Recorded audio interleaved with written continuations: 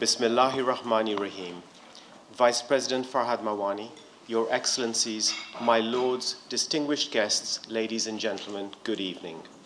My name is Abdulla, and as your MC, I'm delighted to welcome you to the Ismaili Center for the third of our Diamond Jubilee Lecture Series commemorating 60 years of the Imamate of His Highness the Aga Khan. One of the goals of the Diamond Jubilee is to engender a more balanced perspective about the Muslim world's civilizations, cultures, and interpretations. One way to do this is to seek inspiration from the Prophet's life, peace be upon him and his progeny, by reflecting upon his deep commitment to building communities with universal values, which embraced and respected the diversities of all people. It is apposite, therefore, that we celebrate the annual Milad lecture tonight, entitled The Prophet Muhammad, peace be upon him, a model for our time, and hear how the Prophet's approach to societal issues could show a pathway to greater human understanding in today's world order.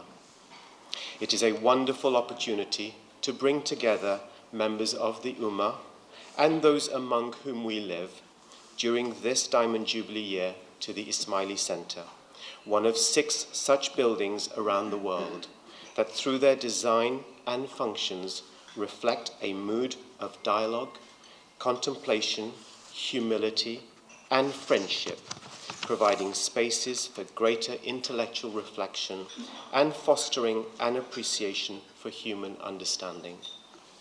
Our keynote speaker tonight is Mr. Raficq Abdulla, a lawyer, poet, and author.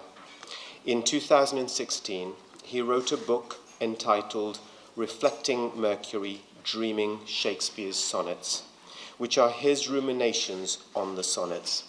It was in this very hall that the book was launched by the former Minister of Culture, Lord Gowrie, himself a poet, when the Ismaili community celebrated the 300th anniversary of the Bard. Raficq Abdulla is also an exponent on the poetry of the Muslim mystics Rumi and Attar, and has written books on both. He sits on the board of a committee of the English pen that deals with translations, a field which is close to his heart. He has spent many years contributing to a meaningful dialogue on interfaith relations, for which he was awarded an MBE in 1999. For many years, Raficq was a commentator for the BBC World Service on Islamic issues. While he has interacted with people at many levels of society, it is at the level of the most marginalized that he has found the greatest joy in his work. This year, he was awarded the highest honor as a non-executive director of the South West London and St. George's Mental Health Trust for his contribution to integrating the arts with mental health and laying the foundation for continued innovation to address inequalities among minorities and ethnic groups. The foundation he has laid over the decade has established an important pathway to giving voice to the voiceless from this important segment of society. Raficq, thank you so much for being with us here today. We are so honored. Following on from Rafiq's lecture, we will have a discussion and a question and answer session, which will be moderated by Dr. Nadia Ibu Jamal, who I will introduce a little later in the program. But first, to begin our evening, I am pleased to invite the Vice President of the Ismaili National Council for the UK, Dr. Farhad Mawani, to make some opening remarks. Vice President Farhad.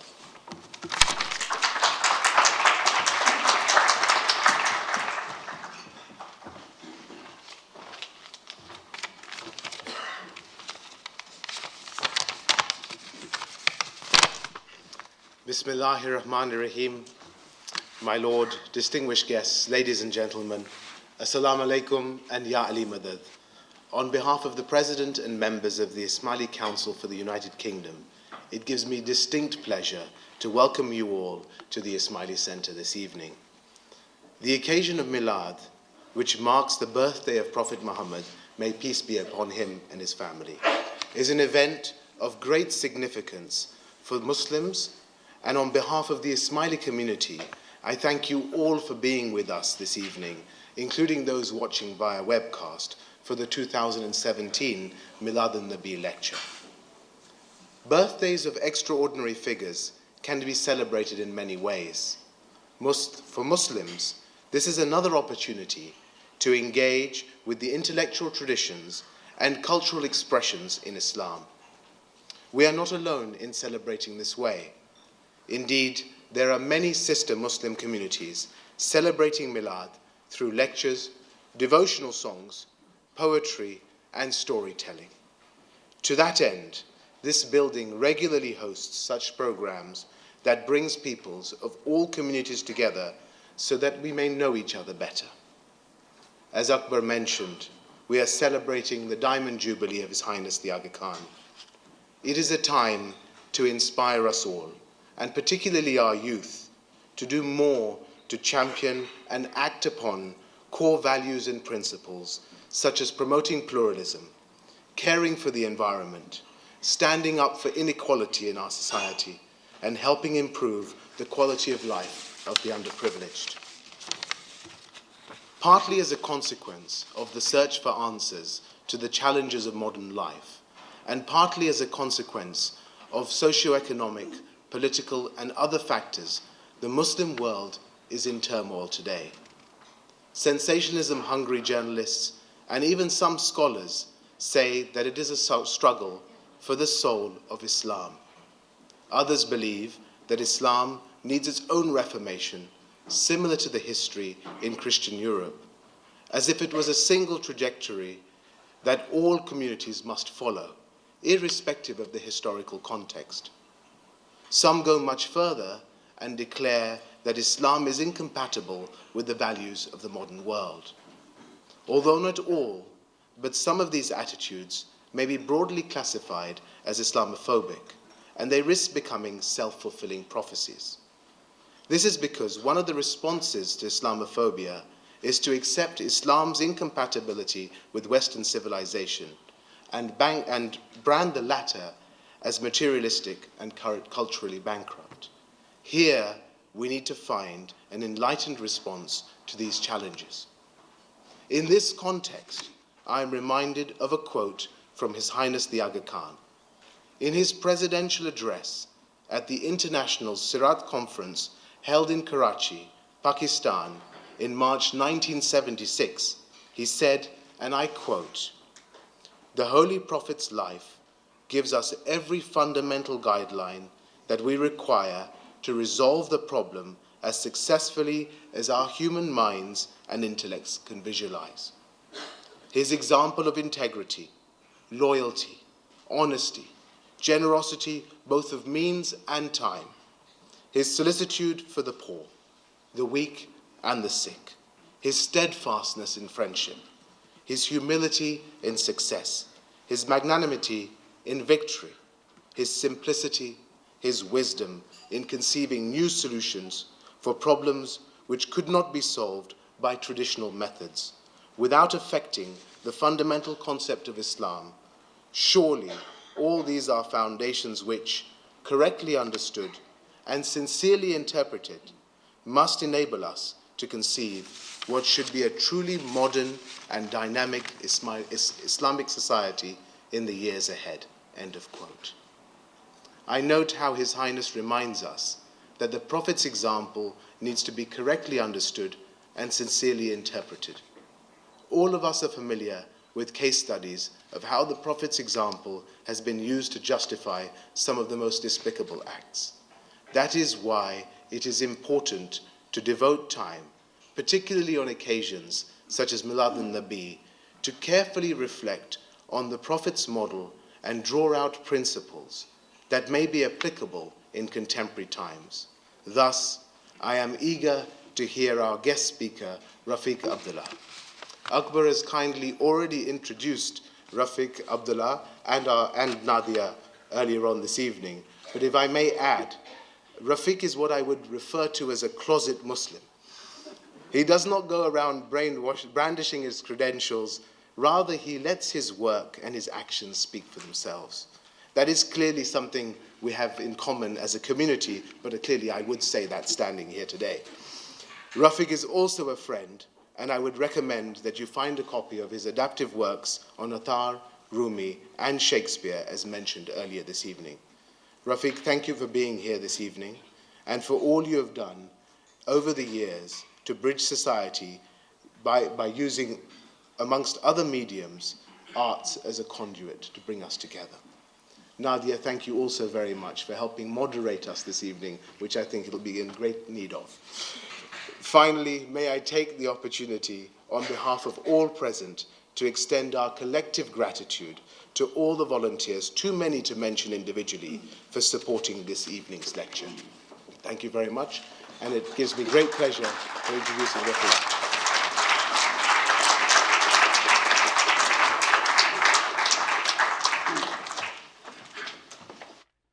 I have to tell you that the Vice President is my PR agent, so thank you very much. Good evening, everybody. Good evening, members of External Relations, Your Excellencies, leaders of different faith communities, ladies and gentlemen. I'm honored to be here tonight to speak at this important event in this magnificent center, and I think we may even have the opportunity of having a look later on at the various parts of this building. It's an example of the portfolio of marvelous buildings that the Ismaili community has created worldwide. And I'm grateful to the Council for inviting me to speak here this evening. You know, we're living in challenging times when nothing is certain. Perhaps this was always the case, but one feels it more keenly today. It seems to me that there are three major drivers of change. There are probably more, but the one I want to pick on three today. Namely, rapid, if apparently faltering, globalization, exponential technological growth, and drastic climate change over which we appear to have no control. Structures, political, economic, social, and religious, appear to be under stress. The environment is threatened by natural events like hurricanes, famines, floods, tsunamis, but also by our own driving need to commodify everything for profit and power. Added to this dreaded spectre of nuclear war, which has now become an urgent again, with various states vying with each other for power and influence, even at the expense of destroying us all. Humanity is also in danger of being overwhelmed by the influence of artificial intelligence as robots threaten to take us over. This is a nightmare of Frankensteinian proportions. And it's against this background that I would like to present my lecture tonight entitled Muhammad, peace be upon him, a model for our time, the man and the ideal. I shall argue this reflects universal values as parts of the Abrahamic family of faiths, which developed over the past few millennia. For each of these faiths, as well as other major traditions, or like Hinduism and Buddhism, for example, address the larger existential issues that beset all of us, whereby we strive to make meaning of our lives and find a purpose. Islam is the youngest of the Abrahamic faith traditions, and Muhammad is the only prophet who was born in the full glare of history. His life and traditions constitute an example for some 1.6 billion and growing people today across the world, covering many time zones, cultures, languages, and traditions. When we examine his life anew, we may find, if not solutions, then pointers for a new way of dealing with our present world. Therefore, I want to touch on Muhammad the man, born in Mecca around 570 CE, and who lived in the Arabia of that time, which is made up of a group of tribes and clans with their own rules of propriety and social ordering. I will also speak on Muhammad the ideal, whose example and teachings continue to influence the lives of Muslims today. We should remember that when Muhammad was born, Mecca and Medina were thriving trading centers which had connections with the surrounding Persian and Byzantine empires, we should also remember that, like all of us, he was born and existed in a physical and historical context where a multitude of issues were extant and with which the new faith was revealed through him, which the new faith had to grapple with. Responses to these challenges were not automatic and had to be negotiated carefully, taking into consideration the transitional nature of society of that time and the new way of the world that was being created by the revelation. The Quran, which embodies the revelation, refers to the state of affairs largely by way of reminder, by exhorting the faithful to build on the principles laid down by earlier prophets, which Islam respects and pays tribute to. What I want to do this evening is not to give you a history of pre-Islamic Arabia, but to share with you some critical issues that Muhammad had to deal with as man and as a prophet. I want to explore through his life and revelation, what I call the man and the ideal, the notions of inclusivity, or what we call today pluralism, conflict resolution, social justice, care and compassion, including that of the environment, search for knowledge and accountability, both personal and in the field of social governance. You will notice that these are political values in the wider sense. There are other profound principles, such as the life of the spirit, the inner vision, that enriches and enlivens all faiths and grounds us paradoxically in the possibility of glimpsing the transcendental in our lives. This sacred process gives us a deeper sense of meaning and purpose if we pursue what Islam calls the straight path, which does not simply consist of rules and ritual conformity, but is made up of the search of the soul for something beyond our daily concerns. This is commonly known as Sufism, the heart of prayer and faith. I will touch on all these issues. However, I want to add at the outset, this is important, that what I have to say is gleaned from my own readings and interpretation of various texts. Texts are tricky. They are there to be read and interpreted, and inevitably, they are read through each person's own perspective. Clearly, the perspective I will share with you this evening is one of a number, and there are many different ways in which the life and symbolic value of the Prophet may be understood and expressed. We are also confronted by what appears to be a sea change in how we understand and manage to discover truth in today's media-obsessed, social networked world in which delirious and narcissistic storytelling prevails. In fact, truth, which implies a degree of necessary privacy and struggle, a dimension of private regard we all need in order to maintain some proper sense of identity, truth appears to have disappeared into the fretwork of lies and opinions that fill the ether. I think it is Mark Zuckerberg, Facebook, or whatever. Anyway, the egregious Mark Zuckerberg, who declared that privacy is no longer a viable state of being. It is no longer a norm. My God, a recipe, I believe, for insanity, both individual and social. We are still driven to make sense of our lives and the world we live in. And this evening, I'm going to have a stab at this by sharing with you my reading of the life and significance of the Prophet of Muhammad. Let me start with Muhammad the man. He was a merchant, born into the clan of the Quraysh in Mecca in the 6th century. His ancestors are said to be related to Abraham and were respectable members of the Meccan society of the time. He was married to Khadija, a woman of standing and wealth in her own right. And indeed, Muhammad worked for her as a trader, which took him to various parts of the region, which enabled him to become aware of different cultures and traditions.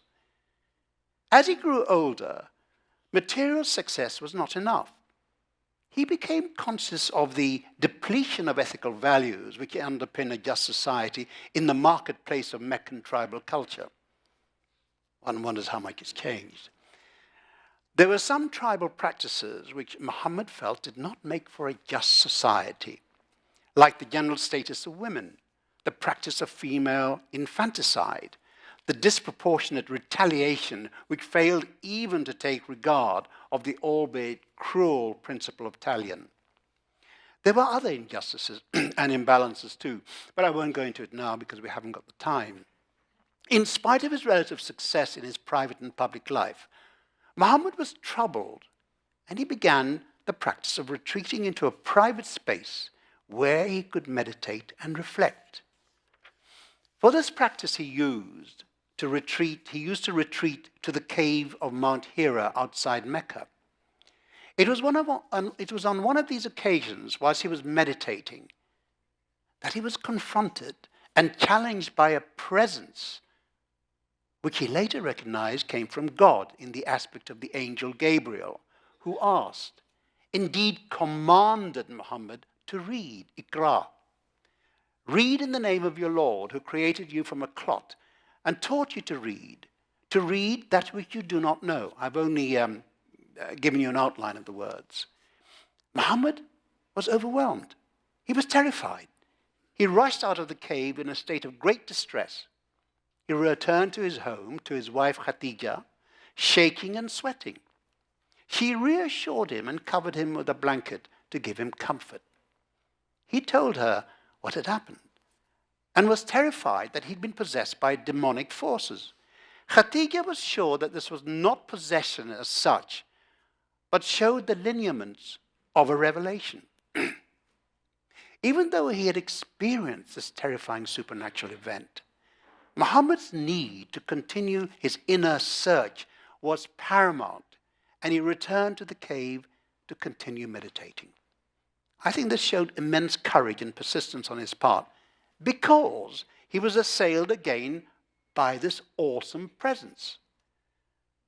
As time passed, he became absorbed by the exhortations of Angel Gabriel, who impressed upon him the first words of the revelation, which later was to be collected into a book we now call the Quran. As a consequence of these early encounters with the angel Gabriel, he was slowly drawn, after his initial doubts and fears that he was being possessed by a jinn, or demonic presence, into preaching the message he was receiving, which consisted of worshipping the one God and none other, since there were no other deities. This stance on the part of Muhammad was regarded by the Meccans as being treasonable and unnatural, since he was contradicting long-standing tribal mores and values. And this new revelation of the one God, namely Allah, also put into jeopardy the trading relationships of the Meccans with others who visited the city and the sanctuary called the Kaaba, which housed a pantheon of deities whom they worship. Thus, business was endangered by his subversive teachings. However, Muhammad was not daunted and continued to preach the message of the one God. His disciples were his wife, Khatija, his cousin and later son-in-law Ali, and they were joined later in due course in the first 3 years by a small group of new converts. And their security became endangered over time, so that the small group had to flee from Mecca for their lives. And they found refuge in Abyssinia, where the Christian leader called the Negus gave them protection. The Negus saw at once the similarity in belief between his faith and that of the new Muslims. They believed in the one God, as propounded in the earlier scriptures, which were followed by Jews and Christians. As we see, the beginnings of Islam were stormy and presented major challenges both to the exponents and to the recipients. Soon Muhammad's own life was endangered and his family suffered consequently. He had to tread very carefully whilst he lived in Mecca. But finally his existence in that city became impossible, and he departed from Mecca to Medina. And this flight of the Prophet to Medina, which is called the Hijrah, marks the beginning of the Islamic era and Muhammad's status as the head of the first Muslim polity, where the Compact of Medina, a charter which was based on the principle of working together with other faiths and traditions towards a shared vision of justice, was established. Now, this novel agreement enabled various faith communities to live together in the city. One could regard this charter as a prototype of what today we call a pluralistic ethos, taking into account the context of the time and its creation. Now, exponents of this new vision, which came to be called Islam, extended their power and influence into vast areas of the world, stretching from the Pyrenees in Europe all the way to the Oxus River in Central Asia in a period of less than 100 years. Imagine that. This is pre-medieval period. This new explosion of energy engulfed both ancient civilizations such as Byzantium and Persia, and new peoples with their own historical traditions such as Zoroastrianism, Judaism, Buddhism, and Hinduism.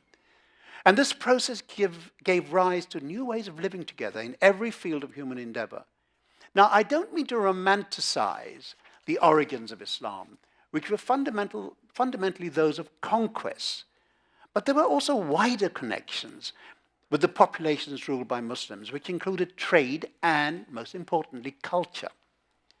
The Indian Ocean route is a good example of how this empire grew even beyond the Oxus in the east, spreading to what we now call Malaysia and Indonesia, where my ancestors come from, and South China Sea.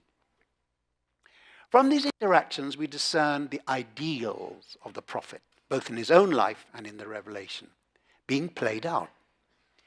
Here I want to make the point that Muhammad as an ideal encompasses more than Muhammad the man, in that one turns to the Quran, which was revealed through him, and the Sunnah, or his life and sayings, which were attributed to him by later scholars.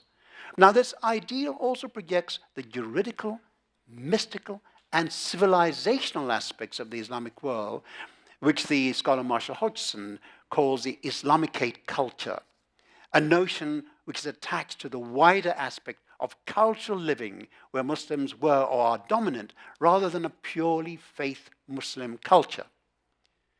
Now, this Muslim vision of a multifarious world was recognized as important by both Muslims and non-Muslims in the history of civilization, and which is vital for us today when certain groups within the Muslim world claim legitimacy through dogmatic assertion.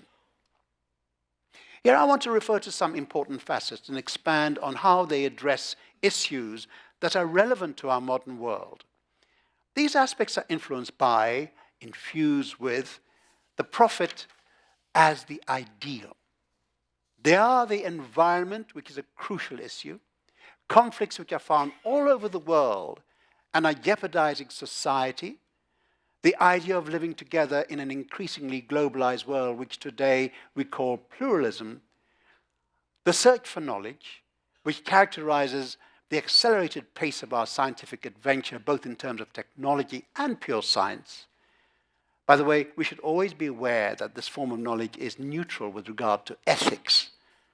The principle of social governance and accountability, which is now bedeviling our world with such intensity. And finally, I will touch upon the need for each of us to embark on what I call the inner journey, which is the only way, it seems to me, to find true meaning and purpose in our lives. So let's take in the environment. As I've already said, we're so lucky to be in this beautiful setting which has been created on notions of beauty and balance to be found in the faith. It's clear that Islam and the Prophet himself regard the environment as sacral, which has been given to all living creatures by the divine as a gift to be nurtured and not as an entitlement to be squandered. The earth, metaphorically, is our mother, and we are entrusted with her well-being.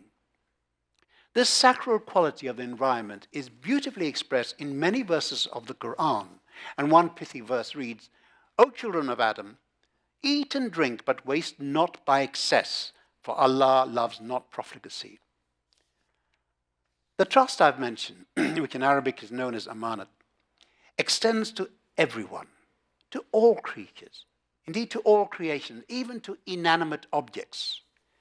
We are asked to treat them with respect, There's a wonderful parable called The Animal's Lawsuit Against Mankind, written during the 10th century by Ikhwan wa Safa, where the animals complain about their treatment by human beings.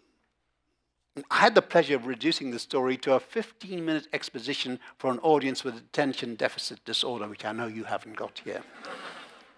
But it was fun to do it. I have to tell you, it was fun because I had to keep the attention of the audience focused by telling the story in short form and with energy.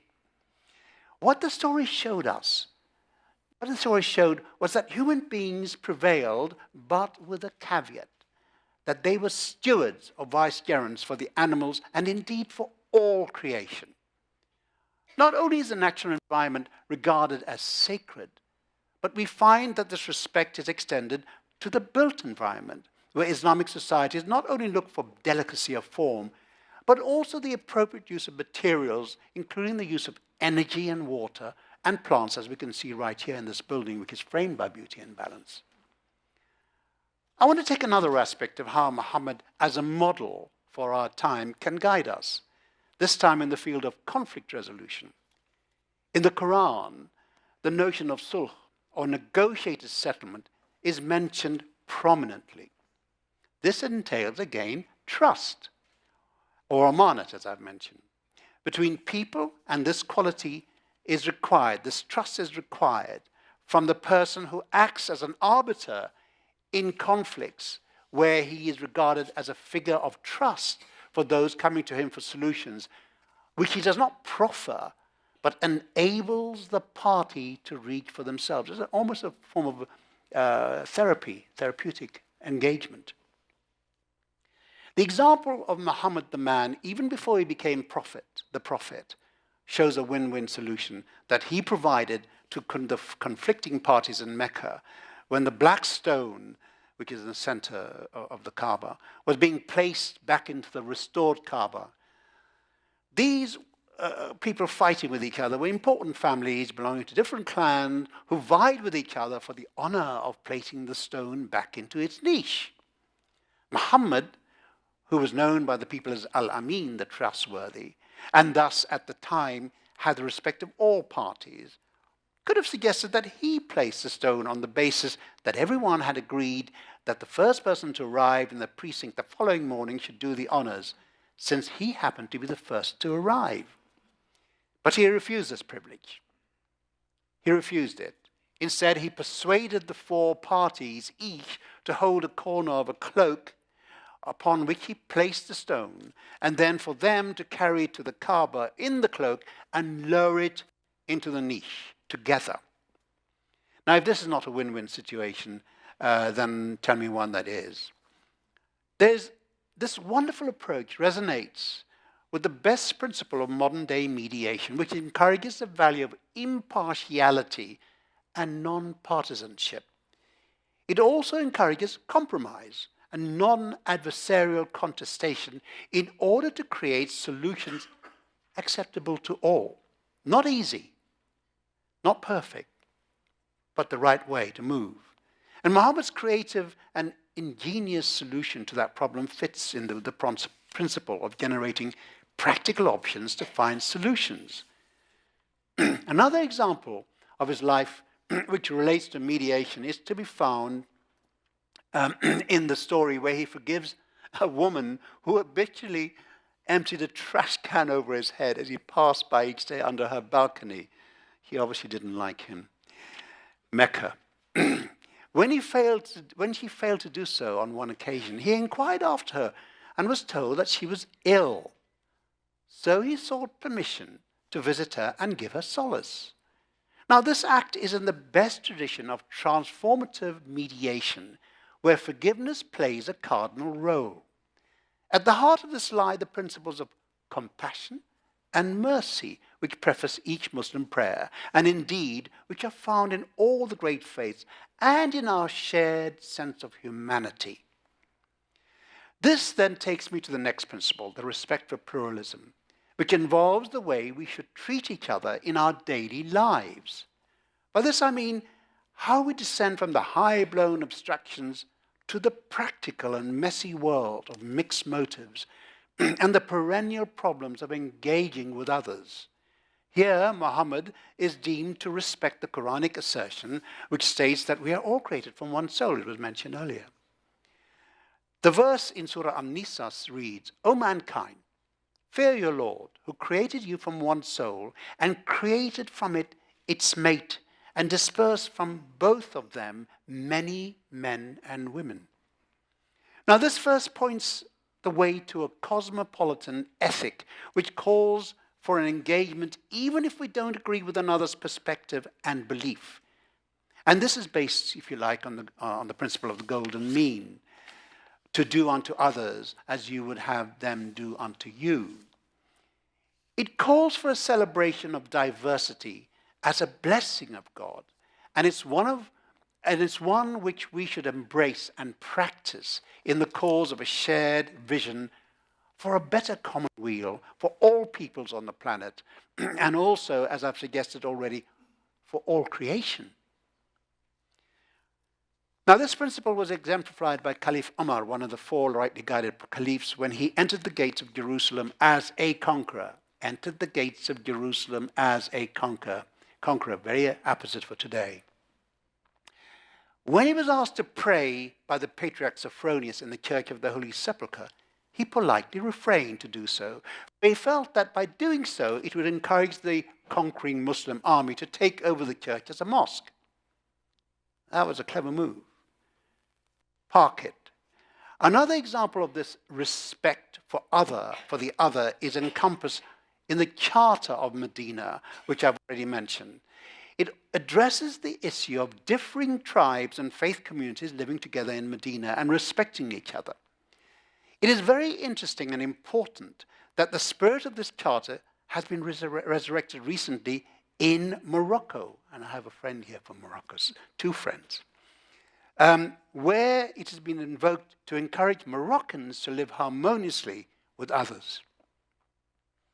A declaration was made in Marrakesh in 2016, which addressed the importance, and I quote, of defending the rights of religious minorities in predominantly Muslim countries, and that of, I quote again, representatives of persecuted religious minorities. This declaration gains its inspiration from the Charter of Medina. We should note that the King of Morocco, King Mohammed VI, stated at this event, and I quote, "We in the Kingdom of Morocco will not tolerate the violation of the rights of religious minorities in the name of Islam. I am enabling Jews and Christians to practice their faith, not just as minorities. They even serve in the government. This ideal sets a new benchmark for Muslims based on an authentic religious principle." Now, I hope I've given you some pointers on how we can read the Prophet's life and example as man and model to help us engage with various existential problems that beset all of us. So he can act as a guide for our thinking and actions with regard to how we treat our environment, for how we should act towards each other and resolve our conflicts in an amicable and equitable way, and how we may live in comparative harmony together whilst professing different faiths and values. Now I want to turn to the role of the intellect in the understanding of our lives. We should not forget the first verse revealed by the Prophet, by the angel who commanded him, please note the word command. This is not an invitation, but an obligation for the Prophet, and thus for all of us, to read and to seek knowledge. And the Prophet encouraged us to seek knowledge in all places, even unto China, which was the last port of call at the time and not the first as it is today in our globalized and consumer-driven world. Muhammad the man practiced this ideal of searching for knowledge when he asked Muad ibn Jabal, who was being sent to Yemen as a designated head of a group of missionaries at the request of the king of the region, the following question: according to what will you judge? According to the book of Quran of God, Muad replied. And if you find nothing therein, according to the Sunnah of the Prophet, responded Muad. And if you find nothing therein, then I will exert myself to form my own judgment, said Muad. The Prophet is reputed to have given Mu'adh double du'as or blessings. We can see here that the Prophet encouraged Mu'adh to think for himself when there was no explicit guidance either from the Quran or the Sunnah. In today's knowledge society, this point of view is very relevant, but this hadith or tradition has to be underpinned by another Islamic principle, which is that knowledge is encouraged, but it also has to be supported by the ethical commitment of it being used for the benefit of people rather than for gaining power and exploiting others. This is a concern which has become extremely urgent for our modern world, in where we have exponential growth driven by superpowered computers which present us with the possibility of even conquering death. Also, we should note that so much of our social media is now dominated by a handful of companies who are in fact changing our ways of thinking and feeling. This is clearly a deeply problematical issue, since these companies do not appear to have any compulsion as yet to act in an accountable and ethical manner. But in Islam, there cannot be irresponsible knowledge. However, we should note that this perspective or understanding of knowledge is not a simple recipe of so-called good knowledge. The situation is more complex in that ethics is not a closed system, but needs to be constantly negotiated, taking into account the time and place where it is being considered. Now, this statement itself is also affected by the problem of what is right and wrong in practice. The principles are clear as abstract values, but become more challenging in real life. The devil is in the details. Now I want to touch on another issue which is relevant for all of us, especially in this churning and almost burning world of ours.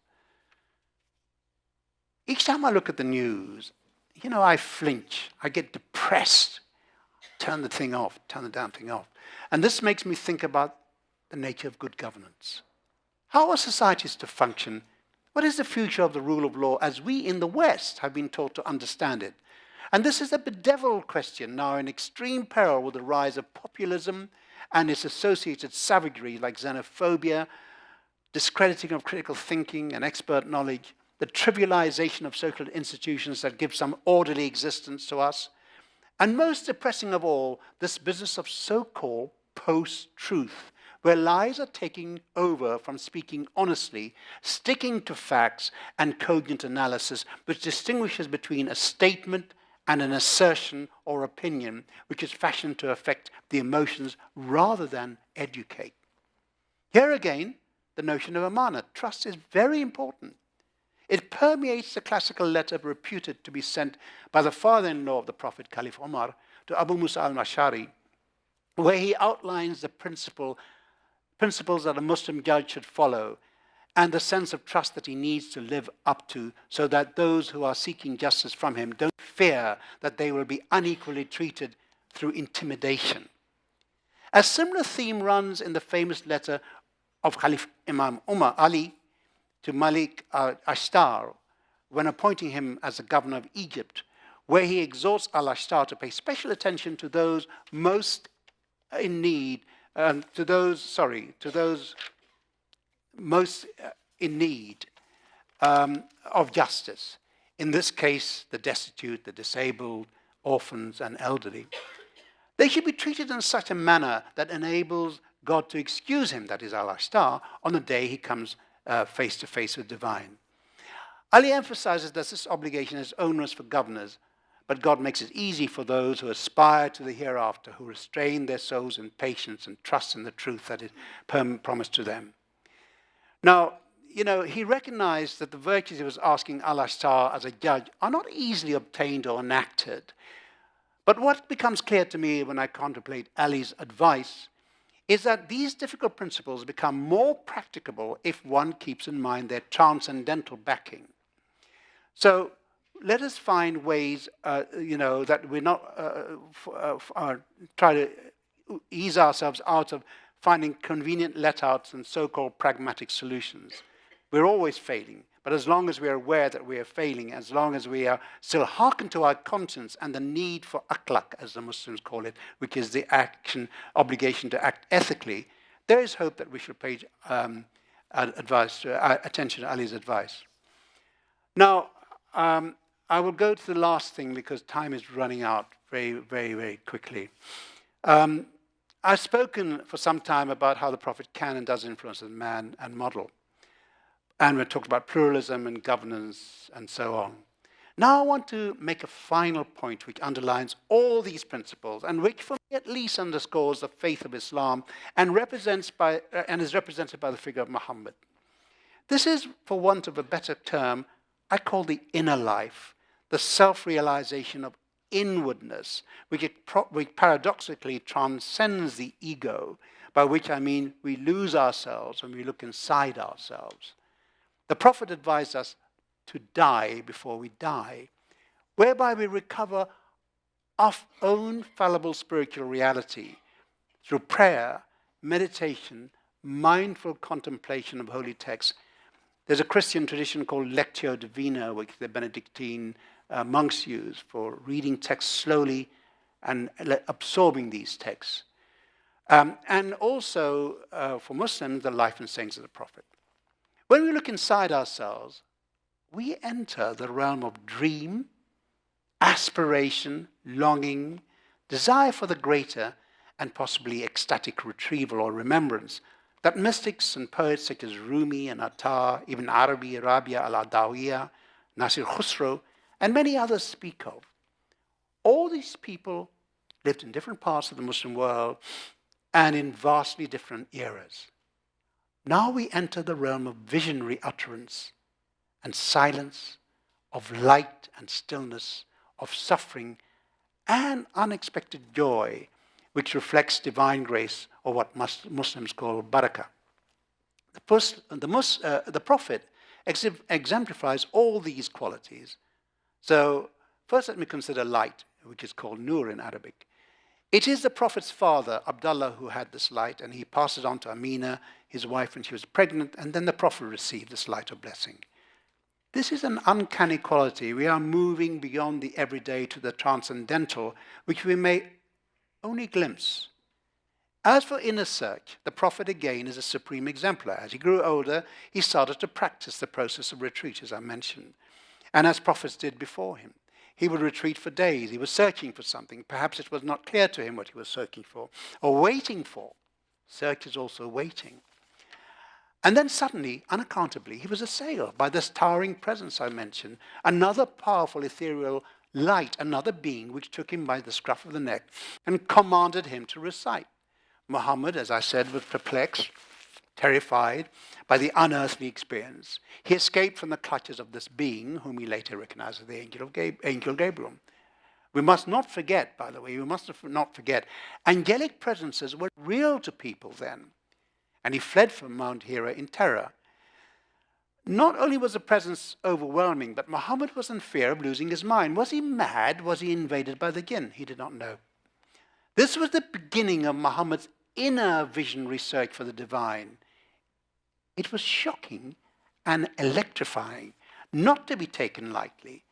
This powerful experience of Muhammad is symbolic for Muslims who seek an inner truth. It also reminds us, and we are sorely in need of reminding today in a world which is obsessed by the outward appearance of faith. It reminds us of the luminous reality that enriches the heart of Islamic revelation, and indeed all authentic faiths. Fortunately, hundreds of millions of Muslims continue to respect and follow this example of the Prophet's experience, his own inner journey. I only touch on this profound influence of the Prophet because we're running out of time. In fact, I think we have run out of time. So I will just end by saying that we must all search for this inner life on our own, in silence and stillness. I would like to end, if I may, although I'm repeating it in a way, but I think it's important, of the Al Khan's statement that he made at the Siraj conference. He was asked the question whether we have a clear, firm, and precise understanding of what Muslim society is going to be in the future. And the answer is uncertain. Where could we find inspiration, he was asked. He mentioned the Holy Quran, for example, and I quote, of Allah's last and final prophet. He pointed out that the life of the Prophet provides us with the fundamental guidelines we require. So let me quote his words directly again. You've heard it, but I'll say it again, for it's really worth it, the part of it. The Prophet's example of integrity, loyalty, honesty, generosity, both of means and of time, his solicitude for the poor, the weak, and the sick, his steadfastness in friendship, his humility in success, his magnanimity in victory, his simplicity, his wisdom in conceiving new solutions for problems which could not be solved by traditional methods without affecting the fundamentals of Islam. Surely all these are foundations which, correctly and sincerely interpreted, must enable us to conceive what should truly be a modern and dynamic society in the years ahead. So said the Aga Khan. Thank you very much for listening so attentively.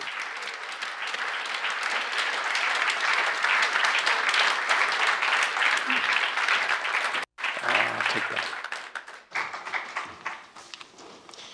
Thank you, Raficq, for an intellectually stimulating presentation which touches upon some important global issues.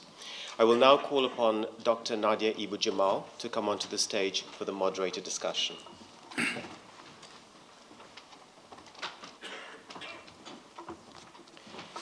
Nadia has a PhD in Near Eastern Languages and Literature from New York University and is a specialist in Persian history and culture in the period of the Mongol rule, with an emphasis on the Ismaili communities of the time.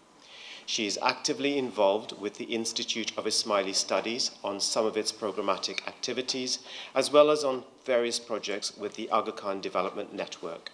She is author of The Surviving the Mongols, Nizari Kuhistani, and the Continuity of Ismaili Tradition in Iran.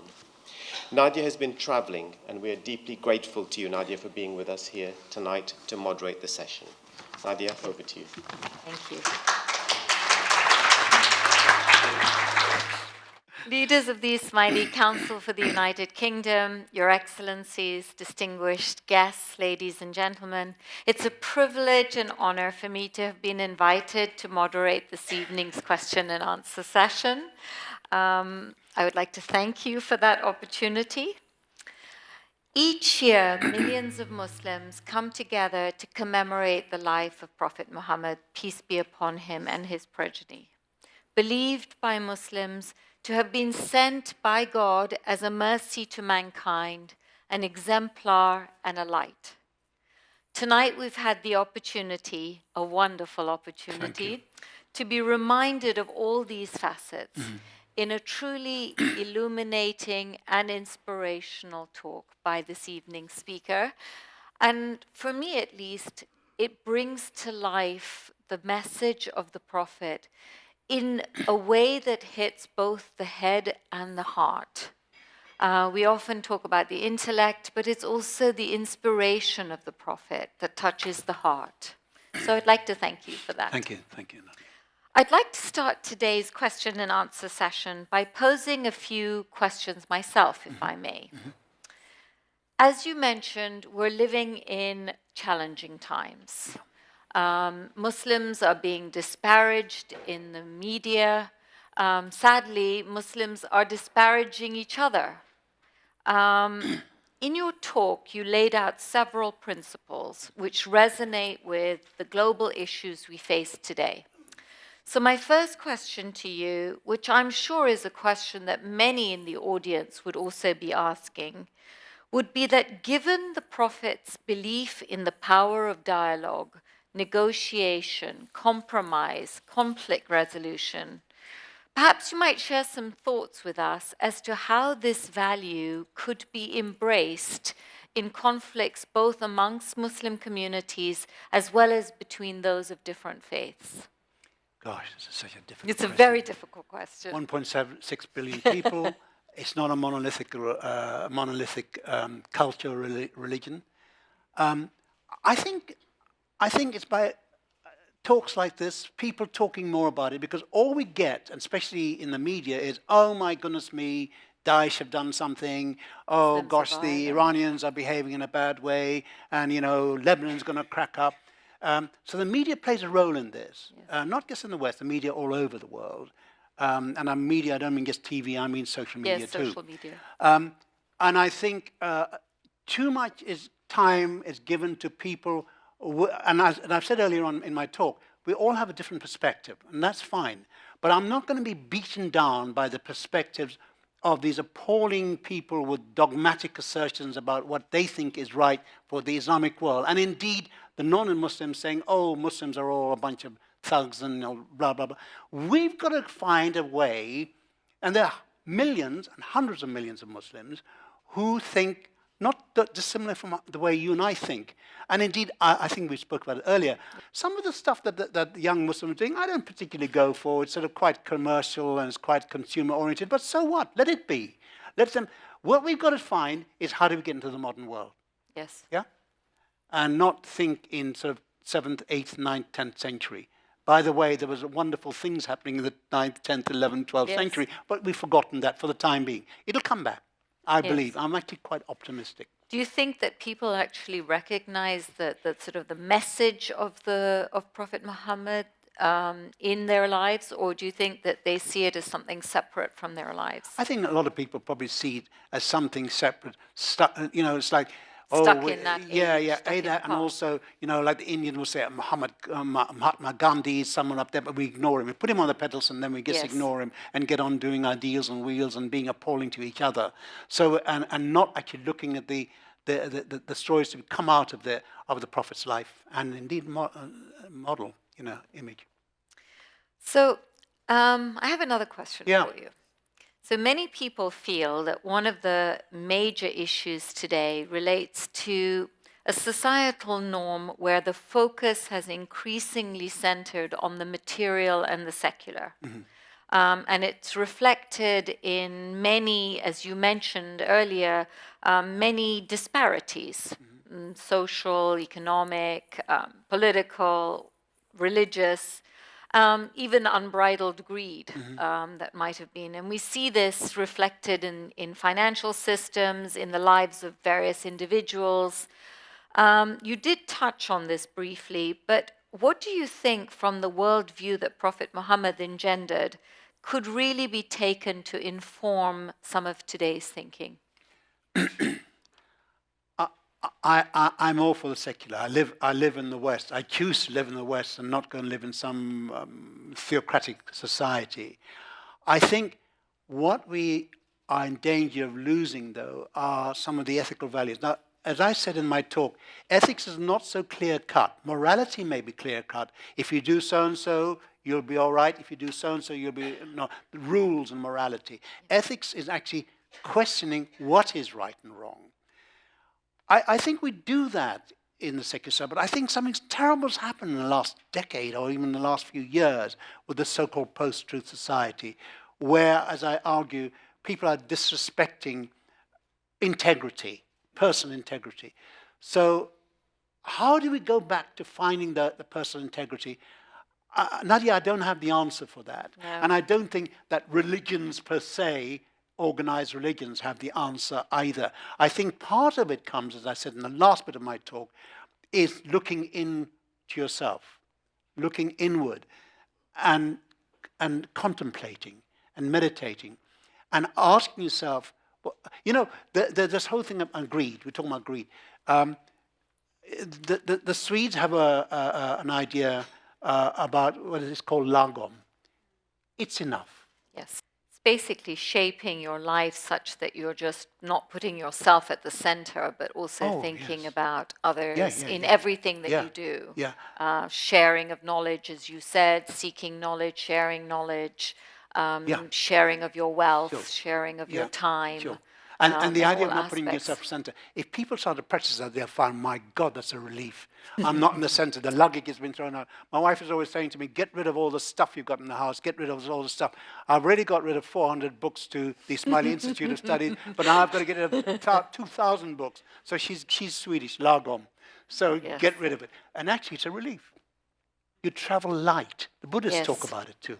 Yes, I think it's a common feature in most humanity. In humanity as well as in religious traditions. Yeah. So I come to another question. This is going to be a tricky one. I've saved very nice ones at the moment. As a poet, a renowned poet, I I don't know should that. say, and a translator who understands the power of the word, the power of language, the power of the symbol, and also the challenges that surround the word, translation. Many people are really concerned about this idea and this notion of engaging in translation, or even more so, interpretation. How does one go about this notion of interpretation? Interpretation of sacred texts. It's a complex issue, but could you share some thoughts on this? I mean, as soon as we're born, we're interpreting, yeah? We're interpreting our mother or whatever, light, the hand movements. So, and by the way, texts are not just written stuff. Clothes that you wear are text. Everything that you see are text to be interpreted. We are, as soon as we're alive and we're interpreting, even an autistic person will be interpreting something in a way that a non-autistic person. So we are condemned to interpret. I think what we have to learn is also to interpret, first to interpret ourselves. And that's a lifelong journey, right? You're not saying, I've got the answer. It doesn't work like that.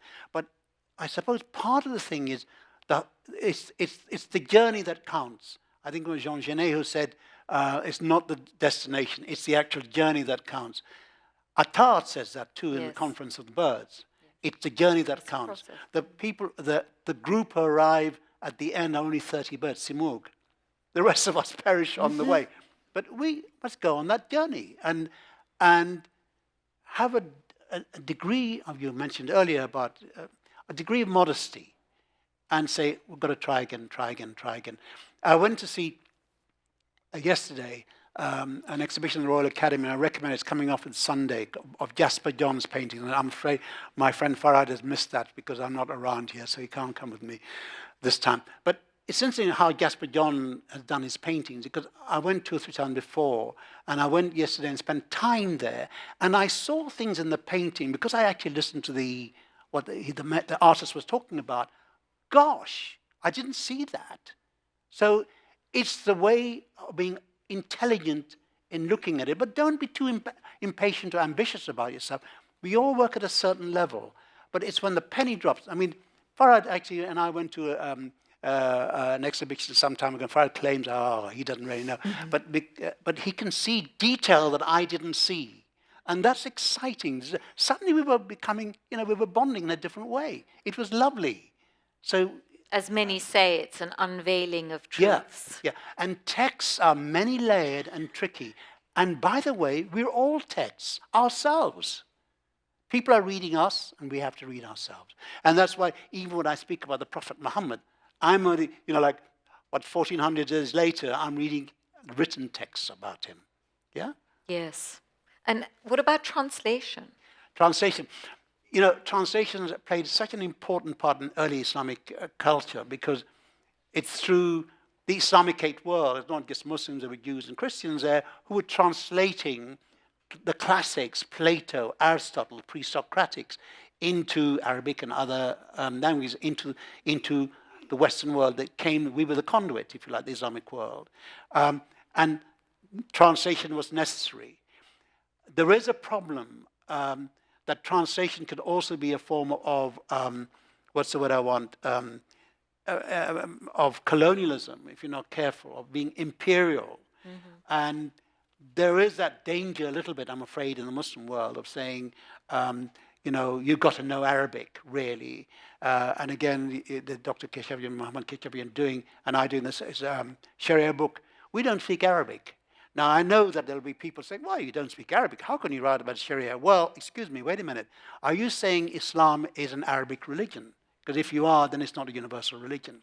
So translation is always necessary and always imperfect. So you just have to work through the imperfections all the time, which should be fun, actually. I think it's the dynamic of purity. Somehow there is a sort of a notion that there is something that is pure and that takes away from encounters, that takes away from interconnectedness, that takes away from sharing, it takes away from all kinds of things that really are not in keeping with the worldview at all. Nadia, there's a parallel, and perhaps even they were influenced by a lot of 20th century Islamists with German Romanticism, where there was a notion of purity there, which led to fascism or Nazism. You know, purity is a dangerous word. Keep it at a distance. And by the way, none of us are pure. We discovered that in England. You know, come on, you know. It's a challenge. It's a challenge, It's and a challenge. I don't want to be pure. I mean, I come from Indonesia, Belgium, Hyderabad. Hey, I love it. Absolutely. Yeah. So purity is not what I. Well, I would like to pull this to a close. We will be around. I'm speaking on your behalf, that we will be around if anyone would like to spend a few moments afterwards. Sure. And I thank you all for this discussion. I thank you so much, Raficq, for taking the time. Thank you. Thank you so much, everybody. Thank you. Thank you, Rosa. I hope you will all agree that that was a thought-provoking and highly informative discussion. Sincere thanks to you, Raficq, and to you, Nadia. All that leaves me to say is thank you for coming, have a safe journey home, and Khudafiz. Thank you.